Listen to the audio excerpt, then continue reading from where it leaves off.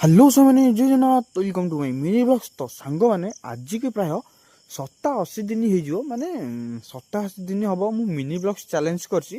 100 ଦିନରେ ମୋ mini blogs challenge ଖତମ ହେବ। ତ ସାଙ୍ଗମାନେ ଆଜି ମୋର ମିନି ବ୍ଲଗ୍ସଟି ଷ୍ଟାର୍ଟ କରିଥିଲି। ତ ସକାଳୁ ସକାଳୁ ପଳେଇ ଆସିଥିଲି ଜଳଖିଆ ଦୋକାନୀ ପାଖକୁ। ଜଳଖିଆ ଦୋକାନୀ ପାଖକୁ ଆସିଥିଲି ବାପା ପାଇଁ ନେବାକୁ ଜଳଖିଆ। ଲୋଭ ହେଲା ଟିକେ, ତ ଏଭଳିଆ ଜଳଖିଆ ଅଛି ଯେ ପୁରୀକି ଟିକେ ଦେଖିକିରି ଲୋଭ ହେଲା। ମୁଁ କହିଲି ନା, ଆଗ ବାଡ଼େଇ ଦେବା ପେଟେ। ତ ସାଙ୍ଗମାନେ ହାତ ଫାତ ଧୁଆଧୁଇ କରିକିରି ତାପରେ ରେଡ଼ି ହେଇକିରି ପଳେଇଥିଲି ଟିକେ ଖାଇବାକୁ। କ'ଣ କରିବା ଆଉ, ଗହଳି ଯେହେତୁ ଟିକେ ଡେରି ହେଉଛି ଖାଇବାକୁ, ଆଉ କ'ଣ କରିବା ଆଉ।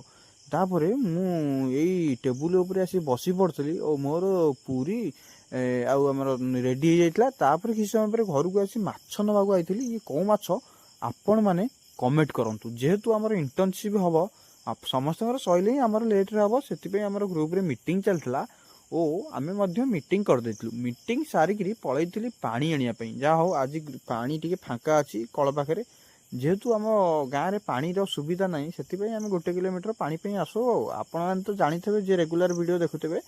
ତାପରେ ଗୋଟେ ସିମେଣ୍ଟର ଆବଶ୍ୟକତା ଥିଲେ ତ ଘରେ, ସେଥିପାଇଁ ଯାଇଥିଲି ଆରି ଗୋଟେ ସିମେଣ୍ଟ ଆଣିବାକୁ। ତାପରେ ଗାଧୋଇ ପାଧୋଇ ଶୋଇ ପଡ଼ିଥିଲି। ଉଠିଲା ବେଳକୁ ମାନେ 4ଟା ବେଳ ହୋଇଯାଇଥିଲା। ତାପରେ କିଛି ସମୟ ପରେ ଆସିଥିଲି ଗୋଟେ ଭିଡ଼ିଓଟା କରିବା ପାଇଁ ଗୋଟେ ଭାଇଙ୍କ ପାଇଁ। ତାପରେ ଭିଡ଼ିଓଟି ଏ ନଈ ପାଖକୁ ଆଇଥିଲି, ଆପଣମାନେ ଦେଖିପାରୁଥିବେ ଦେବୀ ନଦୀ। ଆଉ ଯଦି ଭିଡ଼ିଓଟି ଭଲ ଲାଗିଥିବ ଗୋଟେ ଲାଇକ୍, ଗୋଟେ ସେୟାର, ଗୋଟେ ସବସ୍କ୍ରାଇବ୍, ଫଲୋ କରନ୍ତୁ। ହ୍ୟାଲୋ ସେମାନେ Jai Jagannath welcome to my mini blogs. ତ ସାଙ୍ଗମାନେ ଆଜିକି ପ୍ରାୟ 87 ଦିନ ହେଇଯିବ, ମାନେ 87 ଦିନ ହେବ ମୁଁ ମିନି ବ୍ଲଗ୍ସ ଚ୍ୟାଲେଞ୍ଜ କରିଛି। 100 ଦିନରେ ମୋ ମିନି ବ୍ଲଗ୍ସ ଚ୍ୟାଲେଞ୍ଜ ଖତମ ହେବ। ତ ସାଙ୍ଗମାନେ ଆଜି ମୋର ମିନି ବ୍ଲଗ୍ସଟି ଷ୍ଟାର୍ଟ କରିଥିଲି। ତ ସକାଳୁ ସକାଳୁ ପଳେଇ ଆସିଥିଲି ଜଳଖିଆ ଦୋକାନୀ ପାଖକୁ। ଜଳଖିଆ ଦୋକାନୀ ପାଖକୁ ଆସିଥିଲି ବାପା ପାଇଁ ନେବାକୁ ଜଳଖିଆ। ଲୋଭ ହେଲା ଟିକେ, ତ ଏଭଳିଆ ଜଳଖିଆ ଅଛି ଯେ ପୁରୀକି ଟିକେ ଦେଖିକିରି ଲୋଭ ହେଲା। ମୁଁ କହିଲି ନା, ଆଗ ବାଡ଼େଇ ଦେବା ପେଟେ। ତ ସାଙ୍ଗମାନେ ହାତ ଫାତ ଧୁଆଧୁଇ କରିକିରି ତାପରେ ରେଡ଼ି ହେଇକିରି ପଳେଇଥିଲି ଟିକେ ଖାଇବାକୁ। କ'ଣ କରିବା ଆଉ, ଗହଳି ଯେହେତୁ ଟିକେ ଡେରି ହେଉଛି ଖାଇବାକୁ, ଆଉ କ'ଣ କରିବା ଆଉ।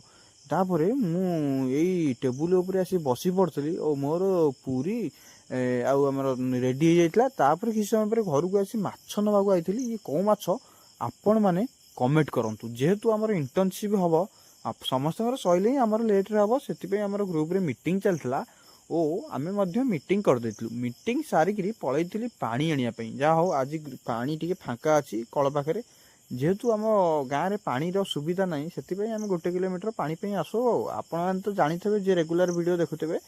ତାପରେ ଗୋଟେ ସିମେଣ୍ଟର ଆବଶ୍ୟକତା ଥିଲେ ତ ଘରେ, ସେଥିପାଇଁ ଯାଇଥିଲି ଆରି ଗୋଟେ ସିମେଣ୍ଟ ଆଣିବାକୁ। ତାପରେ ଗାଧୋଇ ପାଧୋଇ ଶୋଇ ପଡ଼ିଥିଲି। ଉଠିଲା ବେଳକୁ ମାନେ 4ଟା ବେଳ ହୋଇଯାଇଥିଲା। ତାପରେ କିଛି ସମୟ ପରେ ଆସିଥିଲି ଗୋଟେ ଭିଡ଼ିଓଟା କରିବା ପାଇଁ ଗୋଟେ ଭାଇଙ୍କ ପାଇଁ। ତାପରେ ଭିଡ଼ିଓଟି ଏ ନଈ ପାଖକୁ ଆଇଥିଲି।